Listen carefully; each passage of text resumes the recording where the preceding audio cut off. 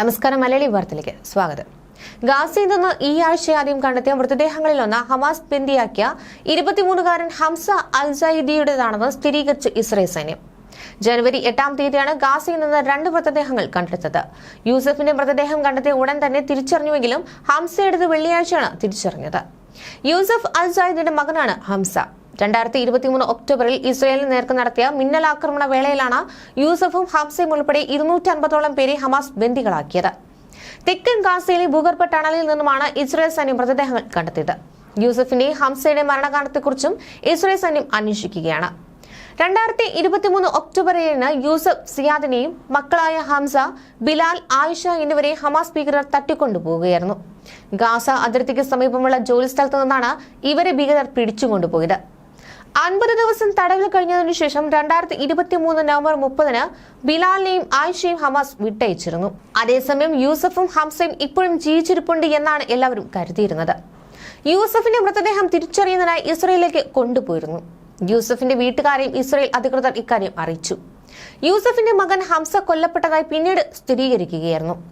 തുരങ്കത്തിനുള്ളിൽ നിന്ന് യൂസഫിന്റെ മൃതദേഹത്തിനൊപ്പം 2 ഹമാസ് തീവ്രവാദികളുടെ മൃതദേഹങ്ങൾ കണ്ടെടുത്തിട്ടുണ്ട്. യൂസഫ് രക്ഷപ്പെടാതിരിക്കാൻ കാവൽ നിന്നവരാണ് ഈ തീവ്രവാദികളെന്നാണ് ഇവരെന്ന് പറയപ്പെടുന്നത്.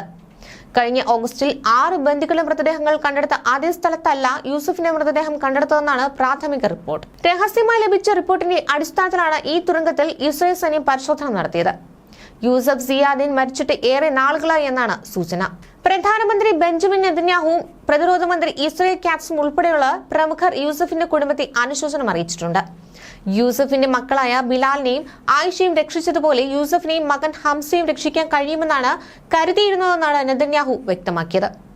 യൂസഫിന് 2 ഭാര്യമാരിലായി 19 മക്കളാണുള്ളത്.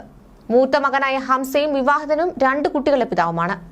തങ്ങൾ അറബ് വംശജരാണെന്ന് വ്യക്തമായി അറിഞ്ഞിട്ടും ഹമാസ് ഭീകരർ തട്ടിക്കൊണ്ടു പോവുകയായിരുന്നുവെന്നാണ് യൂസഫിന്റെ മകനായ ബിലാൽ മോചിപ്പിക്കപ്പെട്ട സമയത്ത് വെളിപ്പെടുത്തിയത്. കുടുംബത്തിലെ 4 പേരെയും ഒരുമിച്ച് ഭീകരർ പാർപ്പിച്ചിരിക്കുകയായിരുന്നു. ഹമാസ് തട്ടിക്കൊണ്ടുപോയ 251 ബന്ദികളിൽ 94 പേര് ജീവിച്ചിരിപ്പുള്ളതായാണ് കരുതപ്പെടുന്നത്. ഇവരിൽ 34 പേർ ഇതിനോടകം കൊല്ലപ്പെട്ടു എന്നും കരുതപ്പെടുന്നുണ്ട്. 2023 നവംബറിൽ നിലവിൽ വന്ന താൽക്കാലിക വെടിനിർത്തൽ പ്രകാരം 105 ബന്ദികളെ വിട്ടയച്ചിരുന്നു. 4 പേരെ ഇതിനു മുമ്പ് മോചിപ്പിച്ചിരുന്നു. 8 ബന്ദികളെ ഇസ്രായേൽ സൈന്യം മോചിപ്പിക്കുകയും ചെയ്തു. ഇതിനിടെ വടക്കൻ ഗാസയിൽ ബന്ദിയാക്കിയ ഇസ്രായേലികളിൽ ഭൂരിഭാഗത്തെക്കുറിച്ചും വിവരമില്ല എന്ന് ഹമാസിന്റെ സൈനിക വിഭാഗം അറിയിച്ചു. ഇസ്രായേൽ സൈനിക നടപടി മൂലം ഇത്തരമൊരു അവസ്ഥ സംജാതമാകുന്നതിനെ കുറിച്ച് നിരവധി തവണ മുന്നറിയിപ്പ് നൽകിയിരുന്നതായും ഇസ്രായേൽ സൈന്യവും പ്രധാനമന്ത്രി ബെഞ്ചമിൻ നെതന്യാഹുവും ഇത് അവഗണിക്കുകയായിരുന്നുവെന്നും ഹമാസ് കുറ്റപ്പെടുത്തി. തടവുകാരുടെ മരണത്തിനും ദുരവസ്ഥയ്ക്കും അധിനിവേശ സൈന്യവും സർക്കാരുമാണ് ഉത്തരവാദികളെന്ന് ഹമാസ് വക്താവ് അൽ ജസീറയോട് പറഞ്ഞു. അധിനിവേശ വെസ്റ്റ് ബാങ്കിലും ഇസ്രായേൽ ആക്രമണം തുടരുകയാണ്.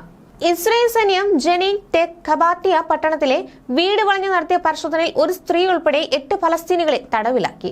ഒരാഴ്ചയായി നടത്തിയ സൈനിക നടപടിയിൽ നിരവധി ഫലസ്തീൻ പോരാളികളെ കൊലപ്പെടുത്തിയതായും 73 പേരെ അറസ്റ്റ് ചെയ്തതായും സൈന്യം അറിയിച്ചു. അതിനിടെ ഗാസയിൽ നടത്തിയ ആക്രമണത്തിൽ 15 പേർ കൂടി കൊല്ലപ്പെട്ടു. ബുറൈജ് ക്യാമ്പിൽ ഇസ്രായേൽ സേനയുടെ ഷെൽ ആക്രമണത്തിൽ 5 പേരാണ് മരിച്ചത്. ഗാസ സിറ്റിയുടെ കിഴക്ക് വീടിന് നേരെ ഇസ്രായേൽ നടത്തിയ ഷെൽ ആക്രമണത്തിൽ 2 ഫലസ്തീനികളും കൊല്ലപ്പെട്ടു. ന്യൂസ് ഡെസ്ക് മലയാളി വാർത്ത.